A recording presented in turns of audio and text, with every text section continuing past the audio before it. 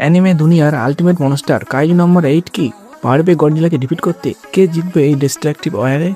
Number 1, power versus healing factor. Kafka Hibino অর্থাৎ kaiju number 8 এর একটি পাঞ্চ জাস্ট ধ্বংসাত্মক পাওয়ার। নিমিষের মধ্যে যে কোনো বিশাল কাইজুকে উড়িয়ে দিতে পারে, আর এর সবচেয়ে বড় প্লাস পয়েন্ট হলো তার সুপার ফাস্ট রিজেনারেশন বা ক্ষত সারিয়ে তোলার ক্ষমতা। অন্যদিকে কিং অব দ্য মনস্টার গডজিলার সাইজ কাইজু নম্বর 8 এর চেয়ে প্রায় 4 থেকে 5 গুণ বড়, আর তার অ্যাটমিক ব্রেথ পুরো একটা শহরকে 1 সেকেন্ডে ডিস্ট্রয় করে দিতে পারে। এমনকি গডজিলা নিউক্লিয়ার ব্লাস্ট অনায়াসে হজম করে নেয়। Number 2, speed versus atomic breath. Kaiju speed এবং টেকনিকে এগিয়ে থাকলেও গডজিলার র পাওয়ার এবং ডিউরেবিলিটি অন্য লেভেলের। কাইজু নম্বর 8 যদি গডজিলাকে আঘাত করে, গডজিলার থিক স্কিন বা চামড়া ভেদ করা প্রায় অসম্ভব। আর একবার যদি গডজিলার অ্যাটমিক ব্রেথ কাপকাকে সরাসরি হিট করে, রিজেনারেশন করারও সুযোগ থাকবে না।